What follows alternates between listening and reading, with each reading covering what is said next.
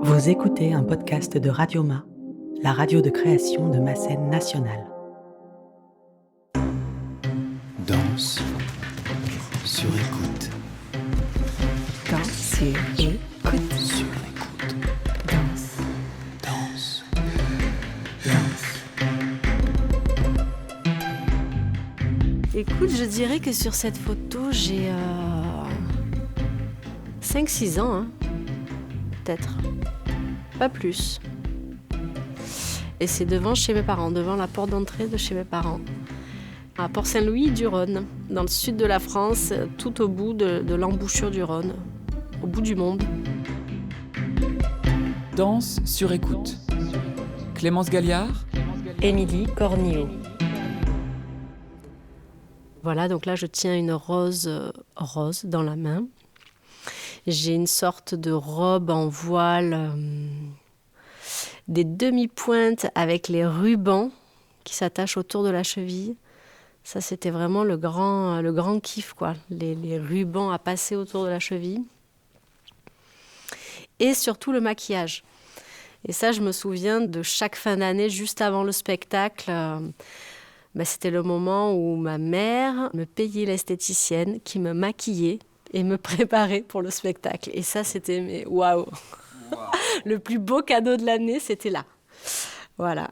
Et donc, je pense que sur cette photo, je pars d'une position de pied première pour aller vers un dégagé quand même. Donc j'imagine qu'en plus, je me suis mise toute seule dans cette position parce que si c'est ma mère ou mon père qui avait pris la photo, autant dire qu'eux ne savent pas ce que c'est, ni un dégagé, ni quoi que ce soit. Donc c'est moi qui me suis mise dans la posture.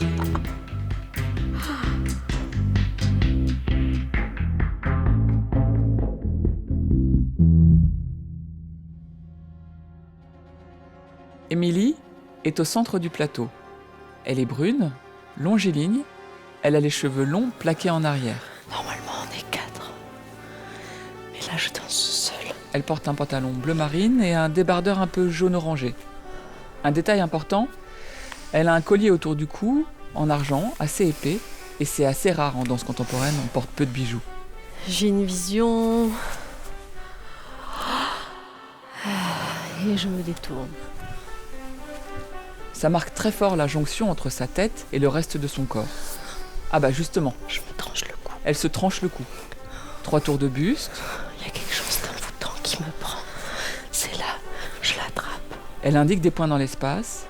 1, 2, 3, 4, 5. C'est parti. Je regarde dans ma boule de cristal.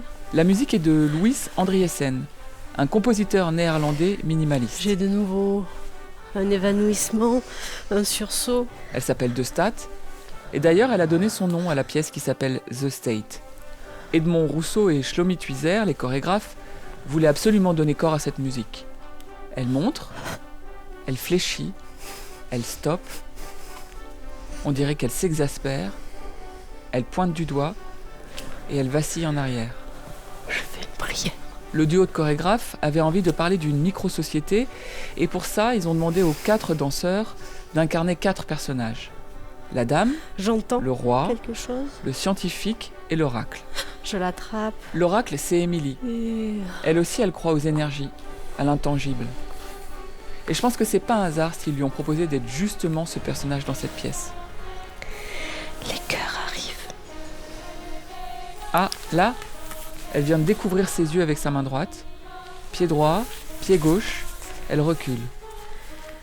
Mes genoux s'écartent. Son pied droit s'échappe en demi-pointe, en diagonale, suspension. On dirait un rapace qui plane. Je vais au sol. Et un 4 pattes très animal avec toujours un retard dans la tête, dans la nuque et dans la colonne vertébrale. Ça, c'est typique d'Hervé Rob. Un chorégraphe avec lequel Edmond et Shlomi justement ont travaillé. Et elle travaille avec Edmond et Shlomi. Donc il y a une filiation. Il y a ce mouvement très reconnaissable, cette résistance à l'air, ces appuis dans l'espace, qui lui vont très bien en fait. Ça monte à l'intérieur de moi. Ah, elle tressaille. Encore plus haut.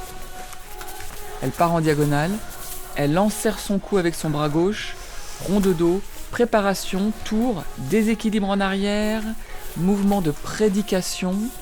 Ça va super vite là. Waouh, waouh, waouh, waouh. On dirait qu'elle électrise l'espace. C'est fou. Hop. Équilibre. Si je devais donner 3 mots pour caractériser sa danse, je dirais fluidité, musicalité et précision. Là, elle avance de nouveau dans l'espace, la main sur le front, elle passe à genoux, Je m'adresse à Yann, elle indique, qui n'est pas là. elle plane au-dessus Il n'entend pas ce que je lui dis. et elle étire. Je lui dis que j'ai une vision. Quand elle n'est pas interprète pour les autres, elle est aussi assistante. Il n'entend pas ce que je lui dis. Elle est aux côtés des chorégraphes. Je lui dis que j'ai une vision. C'est un rôle qui lui convient bien parce qu'elle a une personnalité très à l'écoute. Il entend toujours pas. Elle a un regard juste sur le travail. Son bras droit part en supination, ça la terrasse carrément. Elle arrive à genoux, elle étire, déplacement vers l'arrière et à nouveau elle se tranche la gorge. Ma vision, c'est qu'il va se faire trancher la tête. Elle remonte, Bientôt. un point sur l'autre.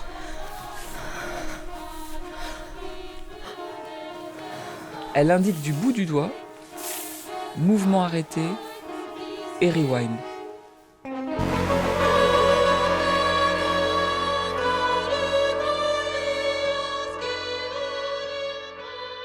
Bonjour Émilie, merci d'être là pour ce Danse sur écoute. Merci à toi.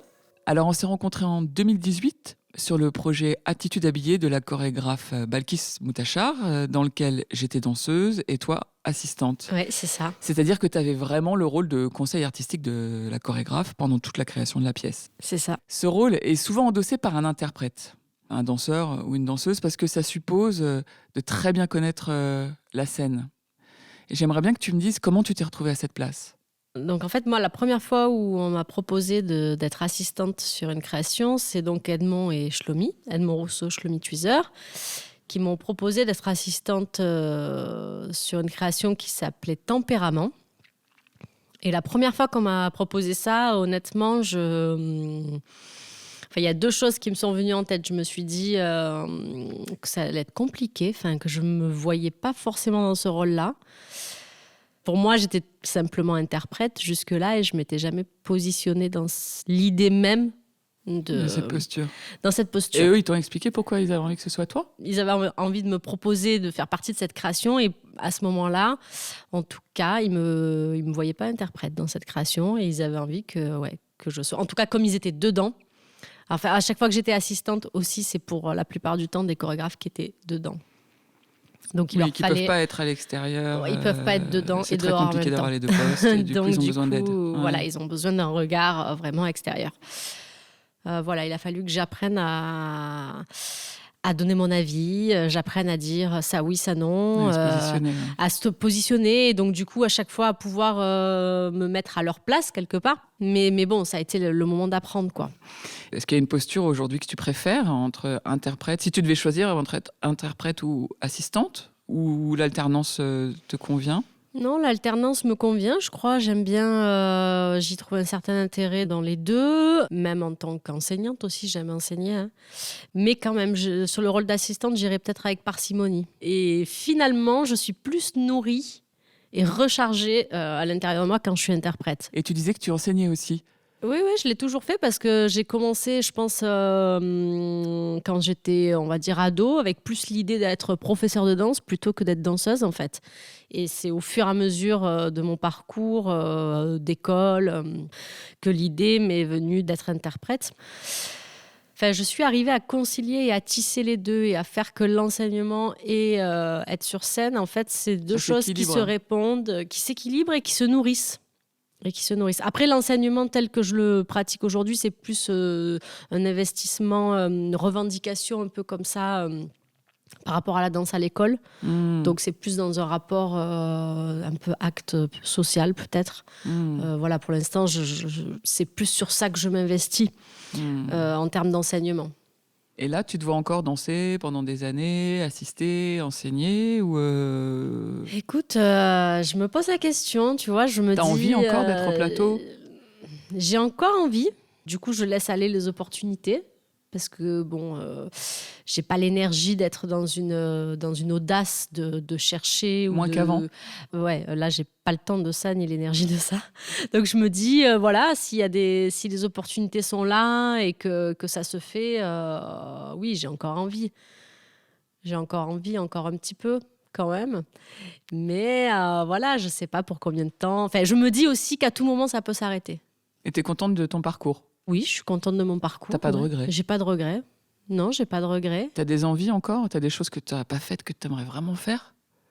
Tu veux dire de travailler pour certaines personnes ou même faire d'autres travaux éventuellement. Mais sinon, est-ce que t'as encore des chorégraphes effectivement que t'envisages Oui, parce que j'estime pas que mon parcours soit si multiple que ça. Je veux dire, j'ai pas un parcours d'interprète à mon sens.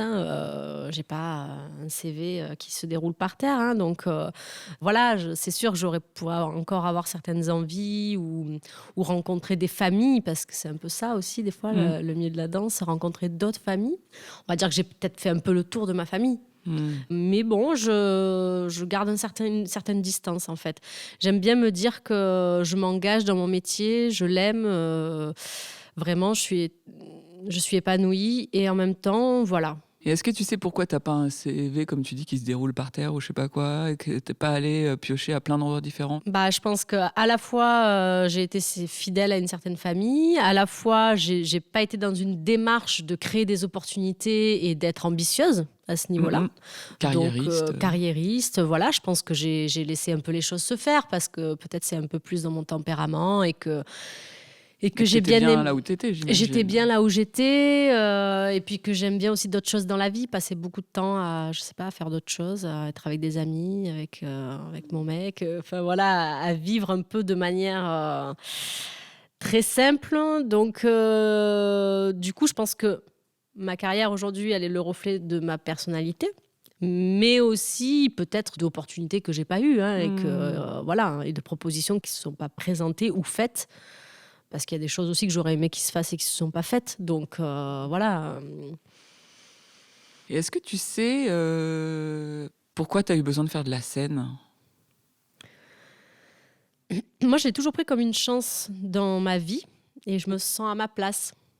Et ça, de se sentir à sa place dans la vie, mais qu'importe sur quelle pratique ou quel exercice, peu importe, ça, c'est une chance. Ouais. Et du coup, que se sentir à sa place devienne en plus le métier, là où on y passe beaucoup de temps et où, là, je trouve que c'est une chance.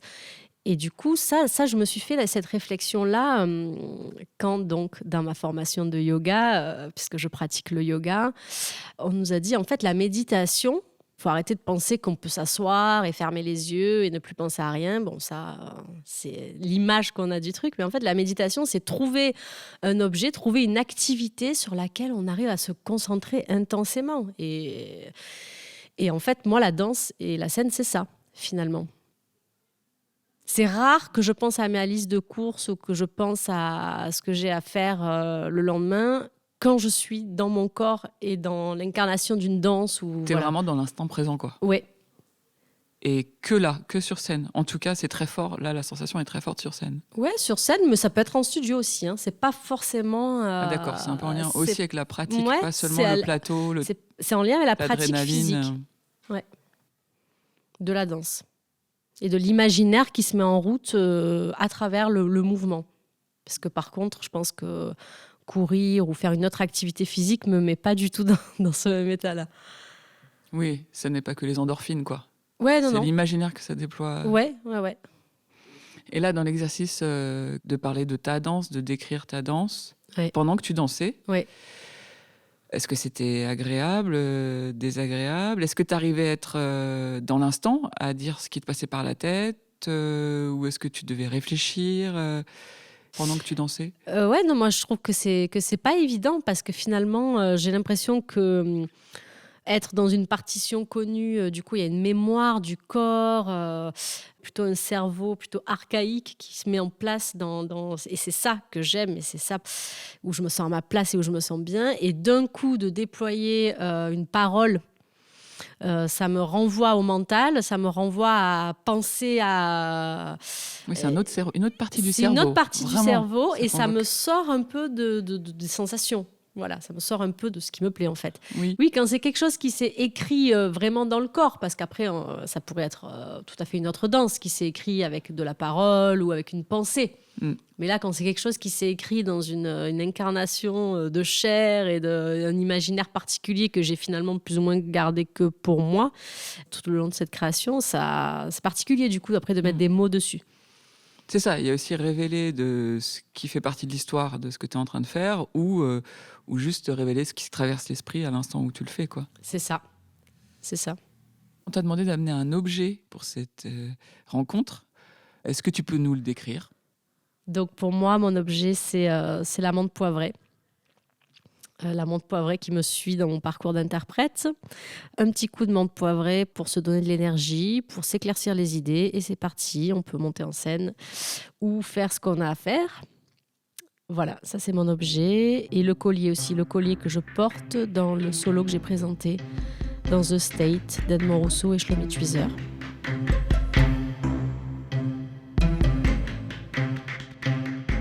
Merci à Émilie Cornillo.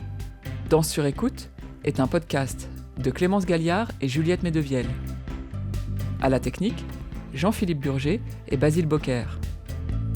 Cet épisode a été enregistré dans le cadre d'une résidence de création à Montbéliard et produit par Radioma.